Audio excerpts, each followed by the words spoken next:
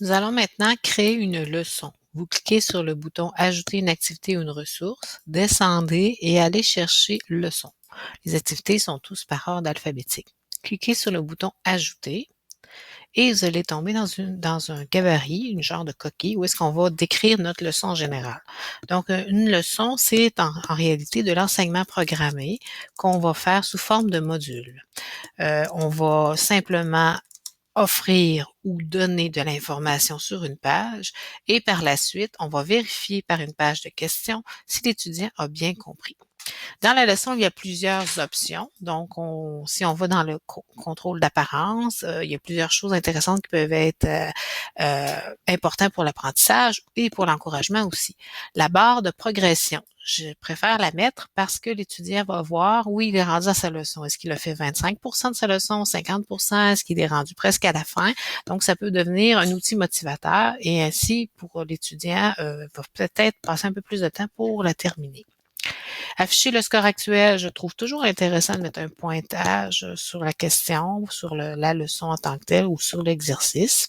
Afficher le menu, je peux la mettre ou non. Dans ce cas-ci, je la mettrai pas parce que je vais programmer pour que l'étudiant soit obligé de passer par les actions que je décide. Le nombre de réponses maximum, je vais le mettre à 10 parce que 4, je trouve que c'est pas tout à fait assez. Et il y a d'autres options dans la disponibilité qu'on connaît bien dans les autres activités. La leçon prérequis, j'en mettrai pas vu que c'est une leçon unique. Le contrôle du déroulement, on peut ici contrôler le nombre de tentatives. Donc, vu que c'est un formatif, je vais le mettre à 10. Donc, l'étudiant pourra le refaire 10 fois s'il veut. Offrir la possibilité de refaire une question, non, parce que je vais le contrôler avec ses réponses à lui.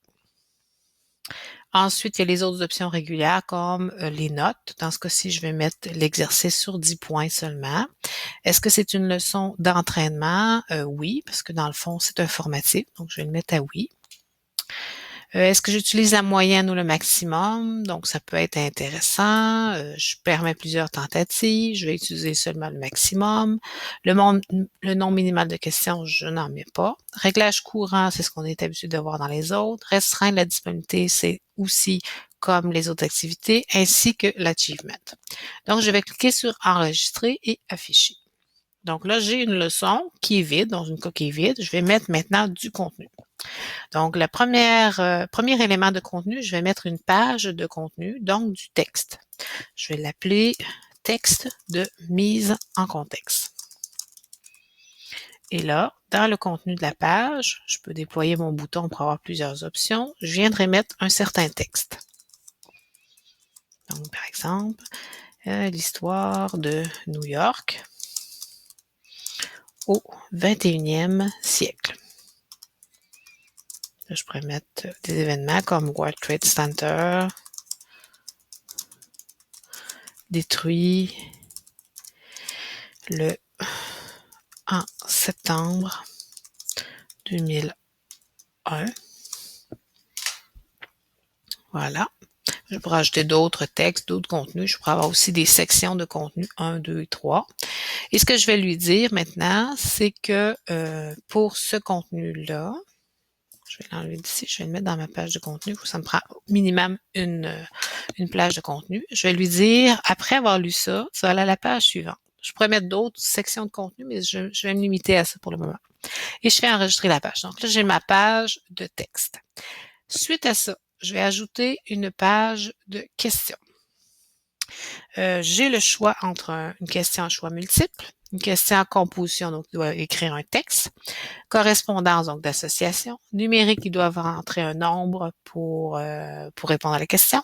Réponse courte, ça peut être un mot, plusieurs mots, une expression, et un vrai ou faux. Je vais essayer une question numérique. Donc, j'ajoute une page de questions. Donc, je vais marquer page World Trade Center.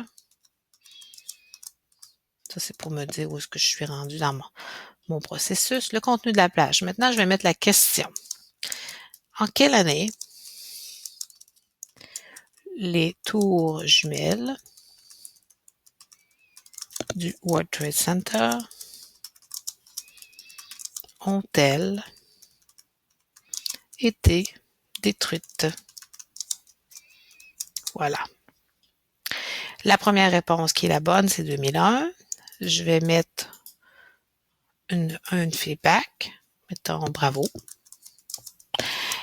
Et l'action, s'il a la bonne réponse, c'est qu'il passe à la page suivante et qu'il a un point dans le score. Je pourrais mettre une deuxième réponse, mettons que tout le monde répond 2000. Je pourrais dire non, relis ton texte. Et c'est là qu'est la beauté de la chose, c'est que s'il répond relis ton texte, je vais lui dire retourne à la page précédente qui est la page de texte. Et je pourrais mettre d'autres réponses qui habituellement apparaissent. Non, relis ton texte. Et retourner à la page précédente. Et je fais enregistrer la page. Donc, si je regarde dans mon ordre, j'ai la page de questions et ensuite, j'ai la page de texte. Bon, on va regarder de quoi ça a l'air. Je vais me mettre en prévisualisation. Oh, il met ma question en premier. Donc, je dois me modifier pour que la page de contenu soit avant la page de questions. Donc, je vais descendre. J'ai ma page de contenu qui est ici. J'ai un icône qui me permet de déplacer la page de texte et je vais la mettre avant la page World Trade Center qui est la page de questions. D'accord? Donc, si je regarde, j'ai la page de texte, j'ai la page de questions avec mes plusieurs réponses. Je fais prévisualisation et qu'est-ce qu'il me donne? World Trade Center, l'histoire de New York au 20e siècle, World Trade Center détruit en septembre 2001. OK?